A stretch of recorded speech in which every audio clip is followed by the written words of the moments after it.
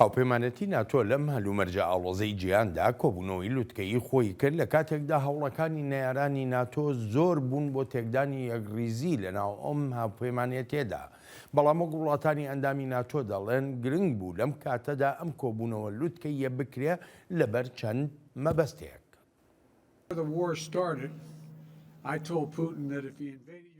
بەر لەوەی شەڕ دەست پێ بکات بە پوتنم وت ئەگەر هێرش بکاتە سەر ئۆکرانیا ئەوە نەک هەر ئەوەی ناتۆ بەهێز دەبێت بەڵکو یەکگرتووتر دەبێت.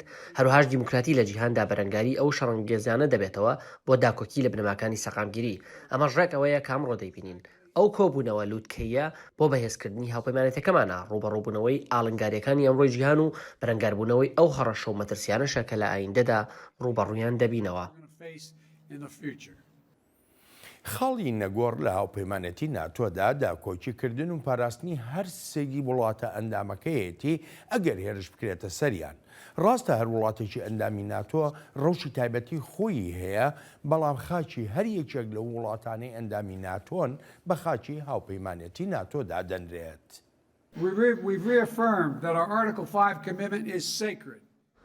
ئێمە بەندی پێنجی خۆمان پەشڕاست دەکەینەوە سەبارەت بەوەی هەر هێرشیەک بۆ سەرەکیەکمان هێرشکردنە بۆ سەر هەمومان و بەرگری لە هەر ئینچێکی خاکی ناتۆ دەکەین. ئەمریکا ڕێگە و کارە دەکات کە پێشتر وتومە دەیکەین ئەگەر پوتن هێرش بکات. هێزەکانمان لە ئەوروپا زیاتر دەکەین، کەشتی زیاتری جەنگی لە ئیسپانیا دادنین، لە ئیتالیا و ئەڵمانیا هێزی بەرگری خۆمان زیاتر دەکەین، F-35 زیاتر دەنێرینە بەریتانیا.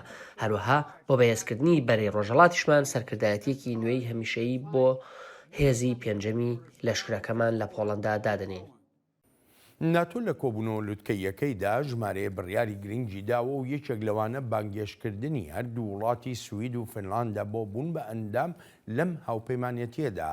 ئەو بڕیارانەش بەگشتی کارنامەیەکی نوێی ئەم هاوپەیمانێتی ئەمبەر و ئەوبەری ئۆقیانوسی ئاتلانتیک پێک دەێنێت. دوهەمین جار کە ناتۆرکی خۆی داڕشت 12 ساڵ لەمەوبەر بوو. لەو کاتەدا رووسیا وەک هاوبەشێک بوو، تەنانەت ناوی وڵاتی چین نەهات بوو. جیهان ئێستا گۆڕانێکی گەورەی بەسەرداهاتوە و ناتۆش بە هەمان شێوە دەگۆڕێت. لەم کۆبوونەوە لوتکەیەدا هاوپەیمانان کۆبوونەتەوە بۆ ڕوبەڕووبوونەوەی هەڕەشە و مەترسیە ڕاستەوخۆکانی رووسیا لەسەر ئەوروپا و هەروەهاش ئەو ئاڵنگاریە بە بەرنامەی وڵاتی چین خستوێتە سەر بنەماکانی سیستەمی سەقامگیری نێونەتەوەیی. هەروەها دوو وڵاتی نوێشمان باکێنش کردووە تا ببنە ئەندامی ناتۆ. ئەمانە بڕیاری مێژووین. ئەندامەتی سوید و فینلاند لە ناتۆدا گەلێک ڕاندی سیاسی و لەشکریانشی هەیە و ڕێک بە پێچەوانەی هەوڵەکانی رووسیای ڤلادیمیر پوتینە کە دەیویست بە هەر نرخێک بێ ناتۆ لە سنوورەکانی رووسیا دوور بخاتەوە.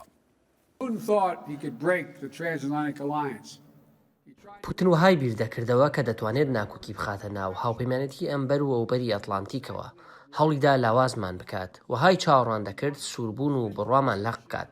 بەڵام تا ڕێکەوەی دەستکەوت کە نەیدەویست. پوتین دەویست ناتۆ بخاتە ژێر کاریگەری فینلەندەوە، بەڵام فینلەندا بوو بە ناتۆ. ئێمە ئێستا لە هەموو کاتێک زیاتر یەکگرتوون و بە ئەندامەتی فینلاند و سویدەوە لە هەموو کاتێک زیاتر بەهێزتر دەبین. لەشکری گەورە و بە توانایان هەیە و دەتوانین سنووری ناتۆ بۆ 800 میل زیاتر بکەین. لە ناوچە سنووریەکانی فینلەندا و رووسیاشەوە سویدیش لە هەموو ڕوویەکەوە. پێشتر هاوپەیمانەتی ناتۆ وەها لە رووسیای دەڕوانی کە هاوبەشێکە، بەڵام لەم استراتیژیەتە نوێیەدا نەک هەر رووسیا بە نەیاردانراوە بەڵکو وڵاتی چینیش خراوەتە خانەی نەیارانی ناتۆوە. Leaders have endorsed NATO's new strategic concept. ڕێبەران استراتیژیەتی نوێی ناتۆیان پەسەند کردووە و بە چاپیش گەیەنراوە. استراتیژیەتی پێشوو لە ساڵی 2010دا پەسەند کرابوو. ئەمەی ئێستا استراتیژیەتی نوێمانە و زۆریش جیاوازە لەوەی پێشوو. بەپێی استراتیژیەتی نوێمان رووسیا بە هەڕەشە و مەترسی ڕاستەوخۆ دادنرێت بۆ سەر ئاسایشمان. پێشتر رووسیا بە هاوبەش دانرابوو. لە استراتیژیەتی پێشووماندا بە 1/6 ئاماژە بۆ وڵاتی چین نەکرابوو. بەڵام لەمەیاندا وڵاتانی هاوپەیمان سیاسەتە زۆرەملەکانی وڵاتی چین بە ئاڵنگاری دادەنێن لە بەردەم بەرژەوەندیەکان و ئاسایش و بەهاکانیشماندا. لە استراتیژیەتەکەی ساڵی 2010 ناتۆدا نووسراوە هاوپەیمانەتی ناتۆ نابێتە هەڕەشە و مەترسی بۆ رووسیا، بەڵکو بە پێچەوانەوە ناتۆ دەخوازێ هاوبەشیەکی ڕاستەقینەی استراتیژی ببینێ لە نێوان ناتۆ و رووسیادا. ڕێبەرانی ناتۆ لە استراتیژیەتە نوێیەکەیاندا چۆنێتی سەر و سەوداکردنی هاوپەیمانێتیەکەیان دەستنیشان کردووە بۆ بەرەنگاربوونەوەی هەر هەڕەشە و مەترسیەکی ڕوبەڕووی دەبێتەوە و ئەڵبەت ئەم استراتیژیەتە نوێیە بە گونجاندن دەبێ لەگەڵ بەندەکانی ئەو کارنامەیەی لە کۆبوونەوە لوتکە یەکەی ساڵی 2021 ناتۆدا پەسەند کراوە و سەبارەت بە ئەرکەکانی ناتۆ بووە تا ساڵی 2030. ئێرنا سوکەمان شیکەرەوەی ئاسایشی نیشتیمانی لە ڕێی سکایپەوە لەگەڵ چاوی واشنتنە. ئێرینا پارێزەری مافەکانی مرۆڤ و هەروەهاش سەرۆکی نێوەندی سکاراب ڕایسینگە بۆ ڕاوێژکردن لەسەر دۆسیەکانی پەیوەندیان هەیە بە میدیا و ئاسایش و استراتیژیەتەوە. ئەرینا سوپاس بۆ ئامادەبوونت با دەست بەجێ بچمە یەکەم پرسیارم. ئەم استراتیژیەتە نوێیی هاوپەیمانەتی ناتۆ ئایا دەکرێت وەک هێزێک بۆ ناتۆ لێک بدرێتەوە؟ First of all, thank you for inviting me here. I'll be honest with you, I don't really see. سەرەتا سوپاس بۆ میانداریەکەت و ڕازگۆ بووم لەگەڵ تا جیاوازیەکی ئەو تۆ نابینم لە نێوان ئەم استراتیژیەتە و استراتیژیەکەی پێشووی ناتۆ. لە ڕووی باشترکردنی ئاساییشەوە شتێکی ئەو تۆمتیا بەدی نەکردووە. تەنانەت کاتێک باسیش لە هەڕەشە و مەترسیەکانی ڕووسیاش دەکرێت وەها باس نەکراوە کە مەترسیەکی گەورەیە لەسەر ناوچەکانی ڕۆژهەڵاتی ناتۆ. تەنانەت ئەو ڕێو شوێنە ئاسایشیانەی باسکراون نابنە هۆکارێک بۆ ڕێگەگرتن لە درێژە پێدانی هێرشەکانی مۆسکۆ بۆ سەر ڕۆژهەڵاتی ئۆکرانیا یان بۆ ڕێگەگرتن لەوەی رووسیا خاکی ئۆکرانیا بخاتە سەر رووسیا و یانیشەوەی مۆسکۆ بگاتە ئەو سنوورانە و لەوێ وەجارێکی تر هەڕەشە و مەترسی بخاتەوە سەر هەموو ئەوروپا. رووسیا هێرش و هەوڵەکانی لە پێناو نزیک بوونەوەدایە لەو سنوورەی ناتۆوە، بەڵام هاوپەیمانێتی ناتۆ شتێکی ئەو تۆی نەکردووە بەرامبەر بۆ کارانەی رووسیا دەیان کات. تەنانەت ئاماژەیەکی ئەو تۆش نەدراوە بە هیچ لایەنێکی تریش و تەنها ئەوەندە نەبێت کە دەڵێت هاوپەیمانێتی ناتۆ ئامادەیە بۆ داکوتیکردن و پاراستنی بەرژەوەندەکانی خۆی. دانانی هێزی زیاتر و ناردنی کەشتی گەورە بە مانای ئەوە نایەت تۆ دەخوازیت کارێک بکەیت ئەگەر هێرش کرایە سەرت. لەم استراتیژیەتە نوێیەدا هێڵە سوورەکان دەستنیشان نەکراون و ئاماژەیەکی ئەو تۆش نییە سەبارەت بەوەی چی ڕوودەدات. ئەگەر پەرەسەندنێک هاتە ئاراوە یان ئاسی قەیرانەکەی ئێستا چووە بارێکی بەرزترەوە. باشە ئەرێناییشە لە شتەکانی ترک بە تایبەتی لە ئێستادا کە شیکەرەوە زۆر ئاماژەی پێدەکەن لەم استراتیژیەتە نوێیەدا بایەخێکی ئەو تۆ نەدراوە. بۆ نمونە بە دۆسەی ئەفغانستان، دۆسەی تێرۆریزم، دۆسەکانی تری کە تایبەتن بە ڕۆژهەڵاتی ناوەڕاست. تۆ چێڵی لەم بارەیەوە؟ I think the fact that NATO is not addressing any of the major threats against its own. لە ڕاستیدا پێم وایە ئەوەی ناتۆ کە باز لە هەڕەشە و مەترسیە سەرەکیەکانی سەراسایشی جیهان و ئاسایشی خۆی ناکات، وەک ناردنی پەیامێکە بۆ دوژمنانی ئاشتی جیهانی و بۆ شەڕەنگێزەکانیش لە جیهاندا. وەک ئەوەی بڵێت ناتۆ لە بارێکدانیە بتوانێت بەرەنگاری ئەو ئاڵنگاریانە ببێتەوە کە لە ئاستی جیهانیدا ڕوبەڕوومان دەبنەوە. لێرەدا ئەفغانستان نمونەیەکی گرنگە، نەک هەر لەو ڕوانگەی بە شێوەیەکی خراپ ڕووداوەکان بەڕێوەبران، بەڵکو سۆنگەی پاراستنی بەرژەوەندیەکانی ناتۆ و گەڕانەوەی تاڵیبان و ئەگەری بەهێزبوونەوەی تیرۆریستان و جارێکی تر بڵاوبوونەوەیان. هەروەها وەک لە پرسیارەکەتدا ئاماژەت پێکرد، دۆسیەکانی ڕۆژهەڵاتی ناوەڕاستیش پێناچێت ئەم هەڕەشە و مەترسیانەی لەو ناوچەیەی جیهاندا هەن بەهێند وەرگیرابن، چونکە وڵاتانی جیاواز و بەهێزی ئەوروپایی دانوستاندن دەکەن لەگەڵ تیرۆریستاندا و دەشتوانم بەڵێم تا ئەندازەیەک بە ئاگاداری ئەمریکاش ئەو کارە دەکەن. ئەمەشیان ناردنی پەیامێکە وەک ئەوەی بگوترێت ئەمریکا لە بەرەنگاربوونەوەی تیرۆریزمدا ڕشت نییە یان بەرسڤی ناتۆ بەرامبەر رووسیا لاوازە.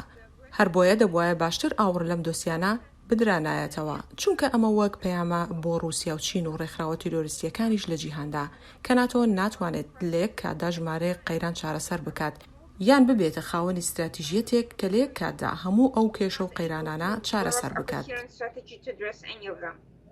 هەتا ئێستا چۆن بۆ نمونە دەگوترێت رووسیا بۆ بە هەڕەشە و مەترسیەکی گەورە لەسەر ئاسایش و سەقامگیری جیهان، هەڕەشە و مەترسیەکانی تێرۆریزمیش بە هەمان ئەندازەیە. ناتۆ لەبەر رووسیا ینی دوور دەکەوێتەوە لە شەڕی دژی تێرۆر بەڕای تۆ؟ Unfortunately, NATO's defense posture is dictated by foreign policy of individual member states. بەداخەوە سیاسەتی بەرگری لە ناتۆدا پەیوەستە بە سیاسەتی وڵاتانی ئەندامیەوە.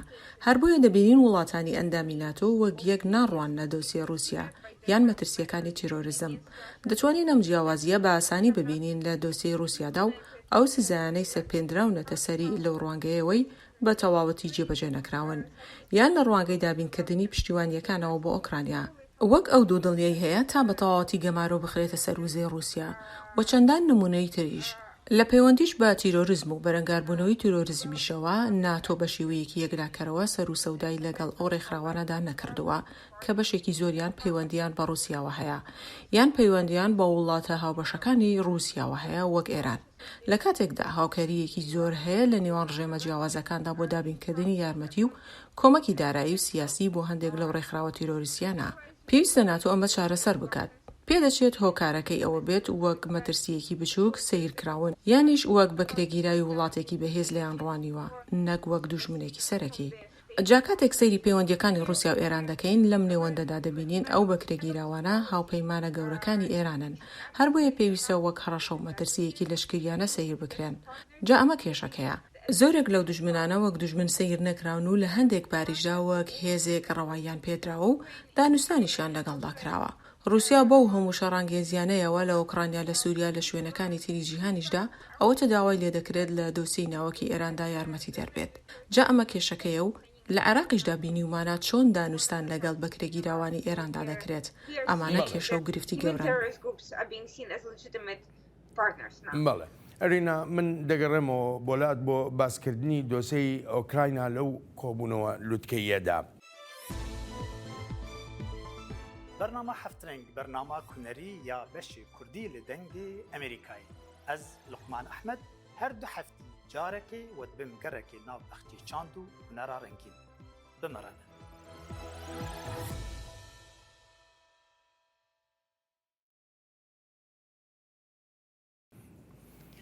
دۆسەی ئۆکراینیا لە کۆبوونەوە لوتکەیەکەی ناتۆدا بایەخێکی گەورەی پێدرا لەوەتای شەڕی سەپێنراوی رووسیا بەسەر ئۆکراینیادا دەستی پێکردووە هاوپەیمانەتی ناتۆ هێڵە بەرگریەکانی خۆی کارا و تۆکمەش کردوێتەوە لەسەر بنچینەی ئەو ژینگە ئاسایشە نوێیەی لە ئەوروپادا هاتۆتە ئاراوە لە دوای هێرشەکانی رووسیاوە.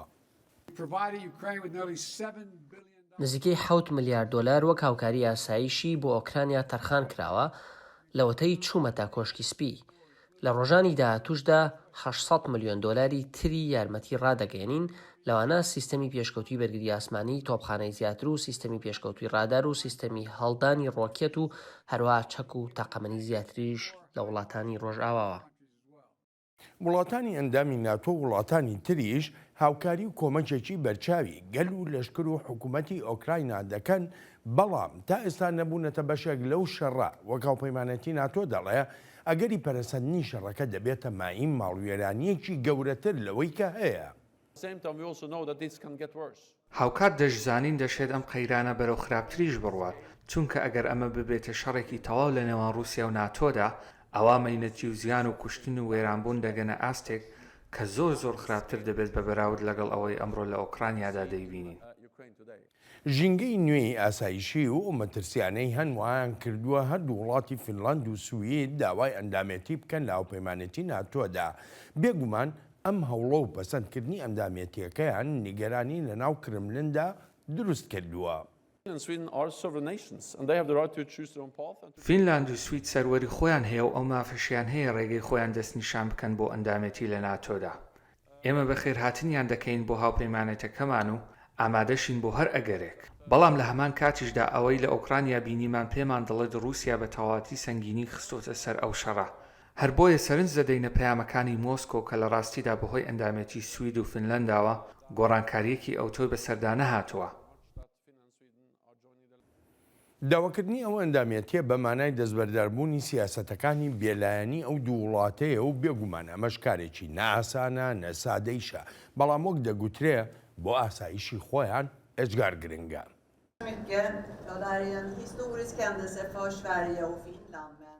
ئەمە ڕووداوێکی مێژوویە بۆ سوید بۆ فینلەند و هەروەها بۆ ناتۆ. زۆر خۆشحاڵم بەوەی لێرم. پاش هێرشەکەی رووسیا بۆ سەر ئۆکرانیا چوینە قۆناغێکی مەترسیدارترەوە ئەمەش پاشخانی هەوڵی سویدە بۆ بوون بە ئەندام لە هاوپەیمانێتی ناتۆدا. ئەمەشیانی کۆتایی هێنان بە 200 ساڵەی نەبوونی هاوپەیمانێتێکی لەشکریانە. ئەم جۆرە بڕیارانە بە ئاسانی نادرێن بەڵام بڕیارێکی دروستە و پەرلەمانی سویدیش پشتیوانی دەکات. سەرۆکی ئۆکراینە لە وتارەکەیدا بۆ ڕێبەرانی هاوپەیمانەتی ناتۆ جارێکی تریش جەختی کردەوە لەوەی کیێڤ وەک ئەرکێکی جیهانی و لە پێناو ئایندەی جیهاندا بەرەنگاری هێرشەکانی رووسیا دەبێتەوە. ئەم شەڕەی رووسیا تەنها دژی ئۆکرانیا نییە بەڵکو بۆ سەپاندنی مەرجەکانی مۆسکۆیە بەسەر ئەوروپادا، شەڕێکە بۆ سەپاندنی ئەوەی ئایندەی سەقامجی لە جیهاندا چۆنە بێت. هەر بۆیە پێویستە پشتیوانی لەشکریانە و دارایی ئۆکراینیا بکرێت و هەروەهاش سزای سیاسی رووسیا بدرێت بە ئەندازەیەک چیدی نەتوانێت بودجە بۆ ئەم شەڕەی تەرخام بکات. ئێستاشی لەگەڵدا بێ ئۆکراینە داوای ئەو جۆرە چەکانە دەکات لە جیهانی ڕۆژاوا کە تواناییەکانی بەهێزتر بکە بۆ بەرپەرجدانەوەی سیاسەتە لەشکریەکانی ڤلادیمیر پوتین. ئۆکراینە پێویستی بە موشکی نوێ و سیستەمی بەرگری ئاسمانی هەیە. ئێوەش ئەو سیستەمانتان هەن. کاتی ئەو جۆرە چەکانەمان بۆ دابین دەکەن ئەوە دەتوانرێت بە تەواوەتی تاکتیکەکانی رووسیا تێک بشکێنرێن کە بۆ وێرانکردنی شارەکان و تۆقاندنی دانیشتوانی ئۆکراینیا گرتوونیەتە بەر. ئەرینا بەڕای تۆ ناتۆ دەتوانێت چ شتێکی زیاتر بکە بە تایبەتی لە دوای ئەو کۆبوونەوە لووتکەییان بۆ وڵاتێکی سربەخۆی وەکو ئۆکراینە، ینی ئەستی یارمەتیەکان دەگاتە ئەوەی کە بگوترێ ڕاستەوخۆ ناتۆ دەچێتە ناو شەڕەکەوە؟ So far, I don't see any indication of change in NATO's position in going beyond defending its own borders. تا ئێستا هیچ ئاماژەیەک نابینم بۆ گۆڕانکاری لە هەڵوەستی ناتۆدا، بێجگەلەوەی کە هەتا ئێستا کردوویەتی وەک یارمەتیدانێکی ناڕاستەوخۆی ئۆکرانیا، هەرچەندە لە سەرەتادا وەها دەبیندرا رووسیا لە چەند بەرەیەکەوە ئاستی شەڕانگێزیەکانی زیاتر بکات، بەڵام لەگەڵ تێپەڕبوونی ئەم چەند مانگەدا مۆسکۆ ئاماژەیەکی ئەوتۆی نەداوە بۆ پەرەپێدانێکی زیاتری شەڕانگێزیەکانی. ئەوەی تا ئێستا ئاشکرایە وەک دەگوترێت بەهۆی نەبوونی خواستێکی سیاسیانەوە ناتۆ نەیتوانیەوە بەرەنگاری ئەو هێرشانەی رووسیا ببێتەوە بە شێوەیەکی ڕاستەوخۆ. ئەوەی کە هەیە ڕەنگدانەوەی هەڵوێستەکانە لە گوتارەکانی ئەمریکا و جیهانی ڕۆژاوادا بەگشتی، لەگەڵەوەشدا کە کارێکی ئەوتۆ نەکراوە بۆ ڕاگررتنی ئەو هێرشە شەڕانگێزیانەی رووسیا یانیش تەنانەت بۆ ڕێگەگرتن لەوەی رووسیا هیچ ناوچەیەک نەخاتە سەر رووسیا کە هەروادێ و دەگاتە ناوچە هەستیارەکان و ناوچە سنووریەکانی ناو ئۆکرانیا. ئەو هەنگاوانەی رووسیا مای نیگەرانیەکی زیاتری ڕۆژی یاساییشمانە لە کاتێکدا ئەو کێشانی رووسیا ناوێتیەوە وەک کێشەی پەنابەران، کێشەی ئابووری، کێشەی گرانی و کەمی خۆراک، ڕنگدانەوەی ئەو ڕەوشەیە کە مۆسکۆ دروستی کردووە. ئێستاش کە دەیەوێت هەندێک ناوچەی ئۆکرانیا بخاتەوە سەر رووسیا بە مەبەستی دەست بە سەرداگرتنی سەرچاوەکانی وزە و فرۆشتنەوەیەتی بە نرخێکی زۆر گرانتر و هەروەهاش بۆ ئەوەیە لە ڕووی یاساییشەوە خۆی بە تەواوەتی لەناو ئەوروپادا جێگیر بکات. ئەڵبەت ئەمەش قورسە بتوانرێت بەڕێوە ببرێت. بەڵام بخۆت دەزانی ینی هەموو جیهان چاوی لە ئۆکراینایە کە سەرکەوتن بەدەستبێنێ لەم شەڕەدا. سەرۆکی ئۆکراینە بۆ خۆی داوای دەوە دەکا کە پێویستی زیاتری بە چەکی پێشکەوتوو هەیە، بە تۆپخانەی دوورهاوێژەیە، بە موشکی دوورهاوێژەیە، بە بەرگری ئاسمانی هەیە. ئەگەر بێت و هاوپەیمانێتی ناتۆ هەنگاوێکی گەورەتر و زیاتریش نەنێ چۆن چاوەڕوانی ئەو سەرکەوتنە بکرێن؟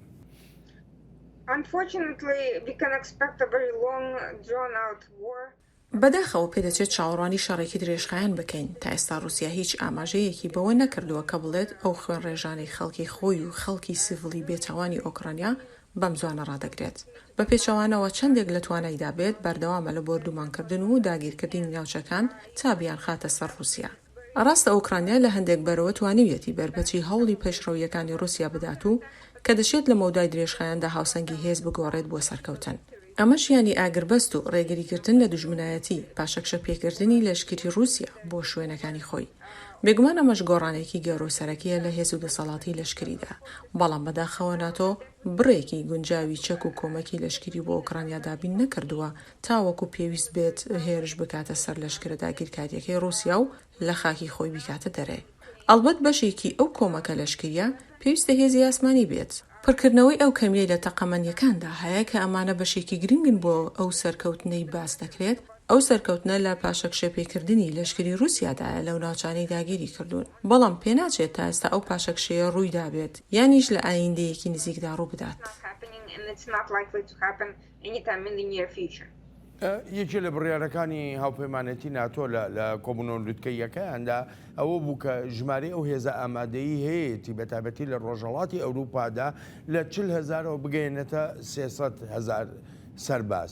بەڕای تۆ ئەمە هیچ گۆڕانێک دروست دەکات لە هاوکێشەکانی شەڕی ئۆکراینادا؟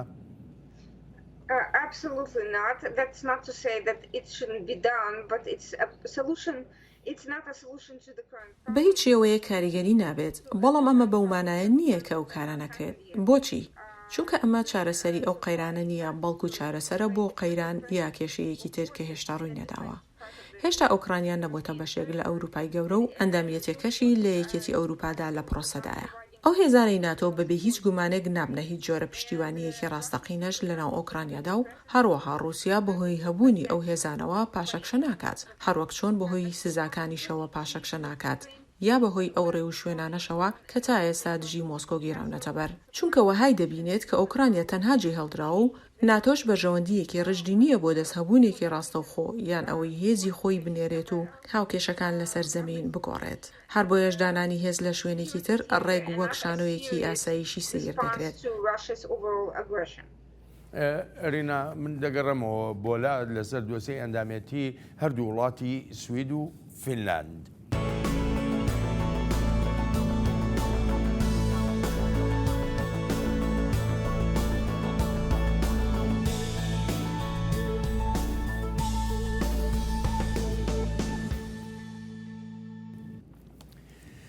دۆسەی ئەندامەتی سوید و فینلاند هەرتەنها ئەوەندە نەبوو بگوترێک گرنگ بووە بۆ فراوانکردنی سنوورەکانی ناتۆ بەڵکو یەکێکیش بۆ لە دۆسێ هەستیارەکانی ئەو کۆبوونەوە لووتکەیەی ناتۆ لە مەدرید هەڵبەت بەهۆی هەڕەشەکانی تورکیاوە بۆ ڤیتۆکردنی ئەو داوایانە. NATO leaders took the historic decision to invite Finland. ڕێبەرانی ناتۆ بڕیارێکی مێژووییان داوە بۆ بانگێشکردنی سوید و فینلاند تا ببنە ئەندامی ناتۆ. ڕێککەوتن لە نێوان تورکیا و فینلەندا و سوید کراوە کە ڕێگە خۆشکەر بوو بۆ ئەم بڕیارە. دەمەوێت سوپاسی هەر سێ وڵات بکەم کە بە پێشنیارەکەم قایل بوون بۆ دانوستان بە مەبەستی دۆزینەوەی ڕێگەیەکی هاوبەش بۆ بەرەو پێشچوون. تورکیا و فینلاند و سوید بەر لە دەستپێکی کۆبوونەوە لووتکەیەکەی ناتۆ هەر لە مەدرید یاداشنامەیەکی لێکتێگەیشتنیان مۆر کرد.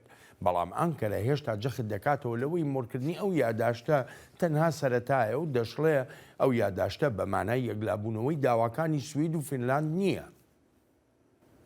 Mutabakat muhtırasını Türkiye'nin hassasiyetlerinin anlaşıldığının ئێمە ئەو یاداشنامەی لێکتێگەیشتنە وەها دەبینین کە لە دۆسێ هەستیارەکانی تورکیا تێگەیشتون.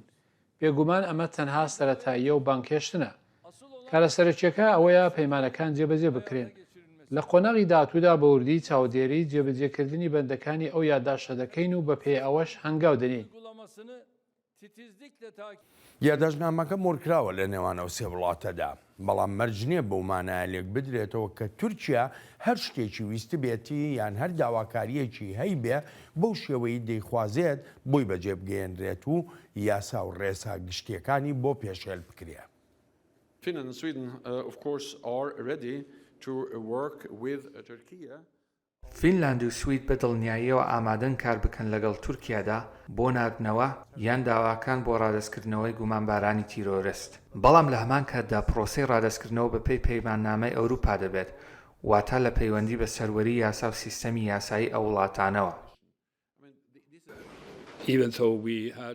هەمومان پێکەوە هەرچەندە پێویست بوو لە بەردانەواندن بکەین بەڵام دەمێت بڵێم بۆ لەمە دواش هەر بە پێی یاسای فێرلاند دەڕۆین بەڕێوە پێیشمان بەوە نییە بەهۆی ئەم ڕێکەوتنەوە هیچ شتێک بگۆڕین سەبارەت بە پرسی ڕادستکردنەوەش بە پێی یاسا و ڕێساکانی خۆمان کارەکەین.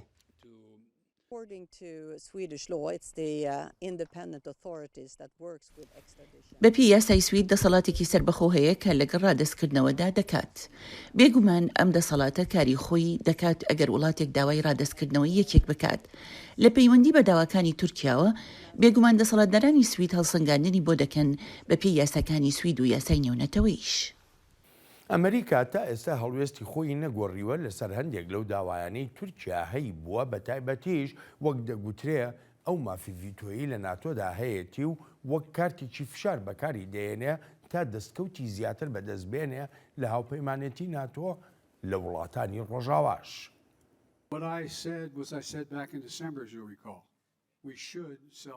ئەوەی لە مانگی دوانزەی ڕابردوودا وتومەوە بیرتاناوەیە کە پێویستە فڕۆکەی جۆری F-16 و نۆژەنکراوەکانیشمان پێ بفرۆشین. ئەگەر وها نەکەین لە بەرژۆندی ئێمە نییە. ئەماژەشم بەوە کردووە کە لە مانگی دوانزەوە هەڵوێستی خۆمم نەگۆڕیوە. دوای مۆرکردنی یادداشتنامەی لێکتێگەیشتنەکە ئەنکەرە ئاگاهی دەدات کە هەر کاتێک بیەوێ و ئەگەر داواکانی بەجێ نەگەێنرێن ئەوە دەشێ ئەو یادداشتنامەیە بخرێتە خانەی نەبووانەوە. Biz parlamentomuzdan bunu geçirmedikten sonra zaten bu iş yürümez. ئەگەر بێت و ئەو یادداشتنامەیە لە پەرلەمانی تورکیادا پەسەند نەکرێت ئەواکاری پێ ناکرێت. یەکەم شت ئەوەیە سوید و فینلاند ئەرچی خۆیان جێبەجێ بکەن. ئەمە لە دەقی یادداشتەکەدا نووسراوە. جایمە ئەو یادداشتنامەیە دەنێرینە پەرلەمان. بەڵام ئەگەر ئەو شتانە نەکرێن ئەوە هیچ هۆکارێک نییە تا بنێردرێتە پەرلەمان. نارەوەندە تورکیا جەخت دەکاتەوە لەوەی پێویستە ئەوروپا و بەتایبەتیش سوید و فینلاند یاساکانی خۆیان بگۆڕن تا زەمینەیە بڕخسێنن بۆ جێبەجێکردنی داواکانی ئەنکەرە. بە پلەی یەکەم پەکەکە یاپەگا یاپەدە و هەروەها ڕێکخراوە تێرۆریستیەکەی فەتۆ دەبێت نەمێنن. پێویستە چەندێک بکرێت بە زۆی ڕێوشێنە یاسایەکانی خۆیان تەواو بکەن بۆ گەیشتن بۆ ئامانجە. ئێرینایەکی لە پرسیارە گەورەکان ئەوەیە تورکیا هەرچیەکی بیوێ لە ناتۆ دەستی دەکەوێ؟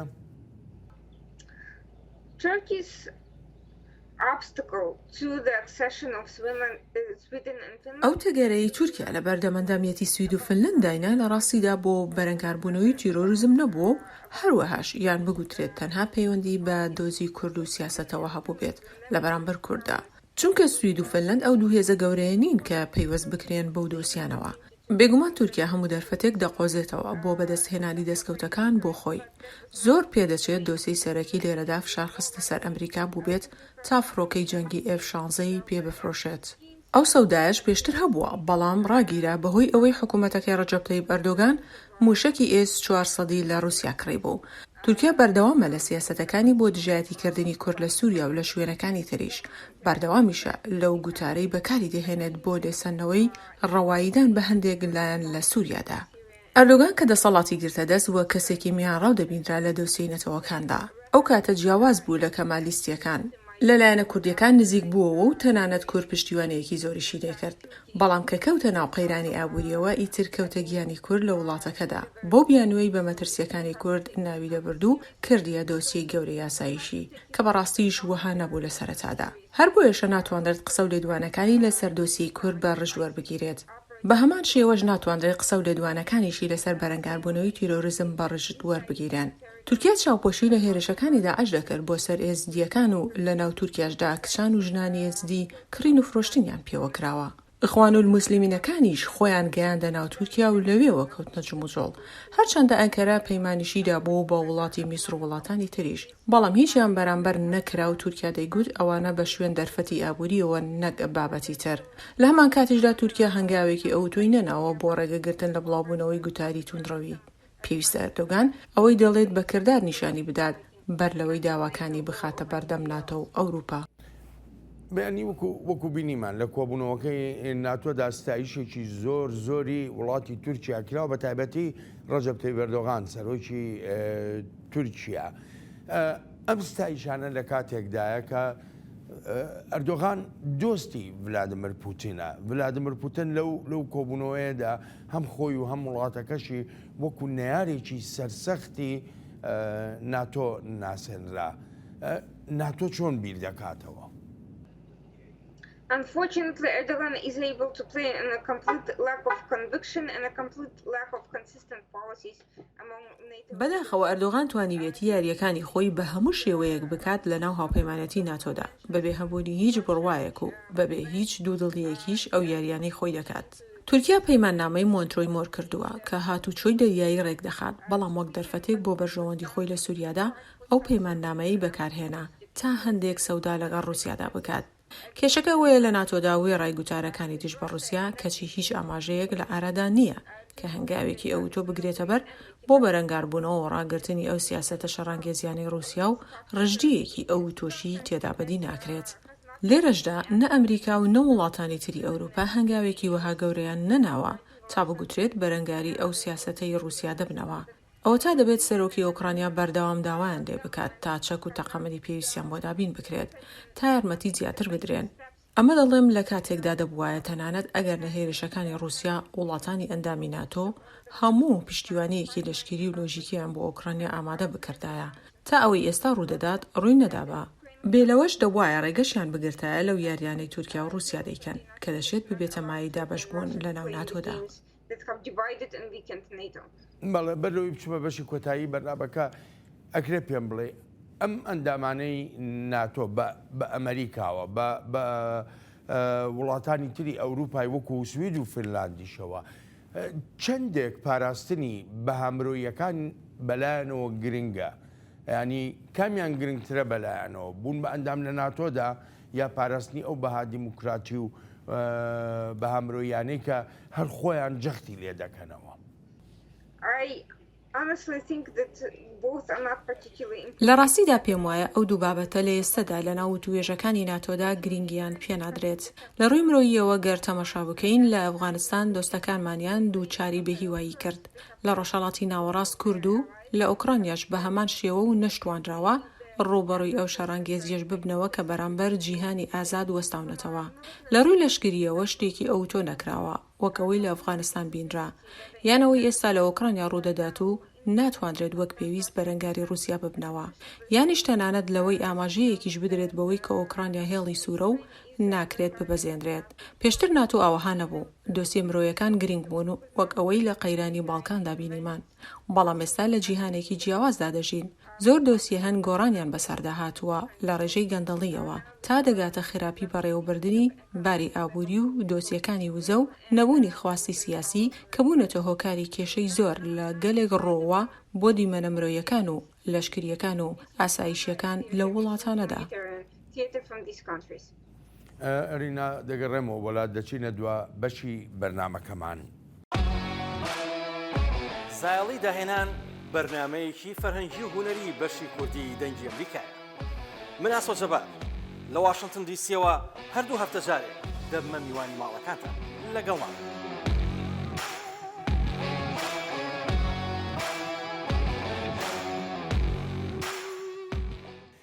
بەپێی لێدوانەکانی گەورە کاربەدەستانی تورکیا دەست کراوە بە جێبەجێکردنی داواکان بۆ ڕادستکردنەوەی نەیارانی دەسەڵاتدارانی تورکیا، هەرچەندە هێشتا bە فەرمی نە وڵاتی سوید نە فینلاند هیچیان لەو بارەیەوە ڕانەگەیاندووە.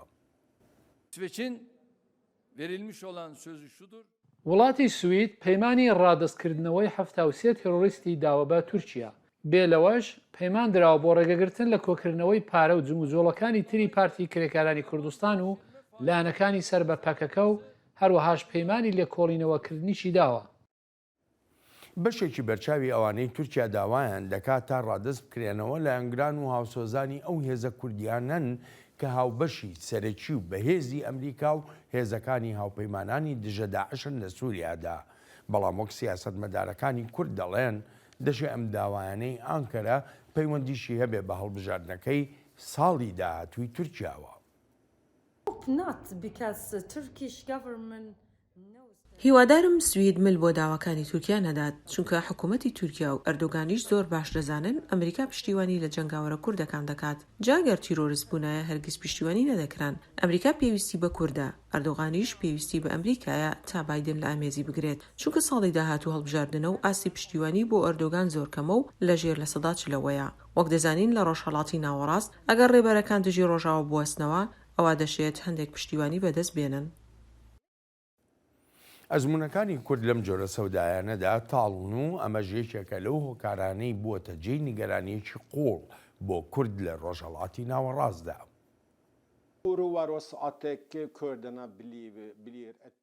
ئێمە نیگەرانین لەوەی کورد ببێتە قوربانی لەم سیاسەتەدا. تورکیا مافی ڤیتۆکردنی خۆی بەکاردەهێنرێت تا گەمارۆ لەشکریەکان لەسەر خۆی هەڵگرێت و هەموو جۆرە ئامرازێکی شەڕی بەدەست بگات تا لە بەرامبەر ئەو خەباتەی کورد بەکاری بهێنێت کە بۆ ئازادی دەیکات ئەوە ڕوون و ئاشکرایە هەموو کورد هەست بە نیگەرانیەکی قوڵ و هیوابڕان دەکەن لەسەر ئەوەی ڕوویدا و وها چاوەڕوانمان نەدەکرد کە حکوومەتی سوید ببێتە بەشێک لەوە هەڕێکەوتنێک حکوومەتی وڵاتی سوید وەک دەڵێ ئاگادارە لەو نیگەرانیانەی کە کوردەتی بەرامبەر ئەو یاداشتی لێک تێگەیشتە هەر بۆیشە دەخوازێت تا ئەندازەیەک دڵنیایی بە کورد بدا لە وڵاتەکەیدا. دەزانم نیگەرانیەکی زۆر هەیە لە ناو کۆمەلگای کوردیدا بەڵام پێم وایە دوو بابەتان گرنگن بخرێنە ڕوو یەکەمیان ئەوەیە کە هەرگیز هاوڵاتی سویدی ڕادست ناکەین چونکە دەزانین ئەم نیگەرانیە لە ناو هاوڵاتیانی سویددا زۆرە بەڵام ئێمە هەرگیز هاوڵاتی سوید ڕادست ناکەین دوهامیشیان ئەوەیە کە ئێمە بەپێی یاساکانی سوید و یاسا نێونەتەوەیەکان کار دەکەین کاتێک باس دێتە سەر ڕادستکردنەوە هەر چۆنێک بێت تورکیا سوورە لەسەر بەجێگەیانی داواکانی و دەشڵێ ئەوە گرنگ نییە لە کۆبوونەوەکاندا چی بە تورکیا دەگوترێ بەڵکو گرنگیەکە لەوەدایە داواکانی ئەنکەرە جێبەجێ بکرێن. ئێمە بەتوندی جەختمان کردوێتەوە لەو پەیامەی کە چاوەڕوان دەکەین هاوسۆزێکی گەورە لە هاوپەیمانەکانمانەوە ببینین هەر بە قسە نە بەڵکو بە کردار. ئێرینا بەڕای تۆ کورد کرایەوە بە قوربانی بۆ ئەم سەودایە لە ناو هاوپەیمانەتی ناتۆیان با بڵم لە نێوان ناتۆ و تورکیادا؟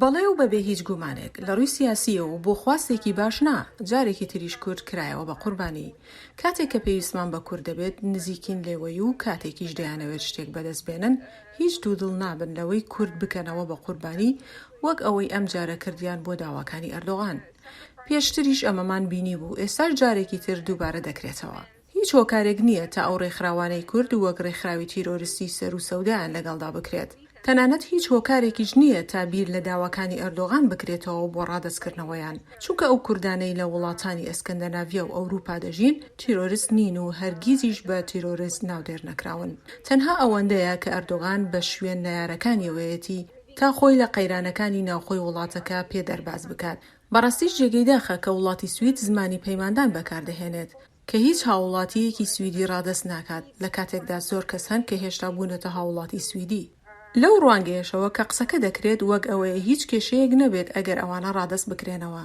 ئێستا سوید خۆی ئەو کێشەیە هەیە هاوڵاتی سویدیە و ڕفێنراوە و لە ئێران بە بارمتە گیراوە یان لە وڵاتی تر ئەمە ینی لەوانەیە ئەو هاوڵاتیانەی داواکراون بڕفێنرێن و تەنانەت ئەگەر ڕەگەزنامەی سویدیشیان هەبێت ئایا ناکرێت جودابیرانی تورکیاش لە شوێنێکدا بڕفێنرێن و لە زیندان بندرێن؟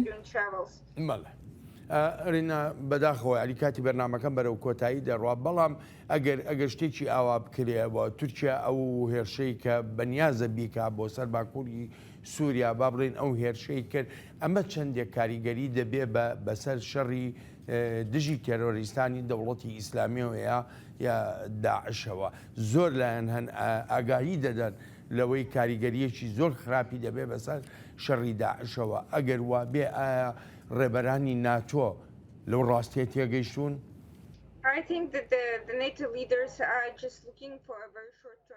پێم وایە ڕێبەرانی ناتۆ چاویان لەسەر بەرژەوەندیەکی کورخایەنە نیگەرانیش نین لەوەی چی لە سووریادا دەگوزارێت لە پەیوەندی بە داعشەوە بەڵام نیگەرانیە گەورەکەیان سەبارەت بەو پەنابەرانن کە لە تورکیان ئەوانەی ئەردۆگان هەڕەشەکانی خۆی پێدەکات کە دەیان نێرێتە ناو ئەوروپا و وەک دەزانین دانوستانیان لەسەر دەکات پێم وابێت کێشەکە لەوەدا نییە سویدیا فنلاند چەندین یارمەتی دەربن یا بە شێوەیەک لە شێوەکان ئەو داوایانە جێبەجێ بکەن چونکە ناتۆ دەتوانێت تایبەتمەندیەکانی ئەندامیەتی بدات بەو دوو وڵاتە بەبێ ئەوەی بە فەرمیش بۆ بنە ئەندام سووریاش کرایە قوربانی چونکە استراتیژیەتێکی تۆکمەی هەمەلایەنە نابینن تا شەڕێکی سەرکەوتوانە دژی داعش بکرێت یان بۆ ڕاگررتنی دەست بە سەرداگرتنەکانی تورکیا یان رووسیا یان ئەسەد یانیش داعش یان ئێران لەوێ بەداخەوە پێدەچێت خواستێکی سیاسی نەبێت تا ئەمانە بکرێن.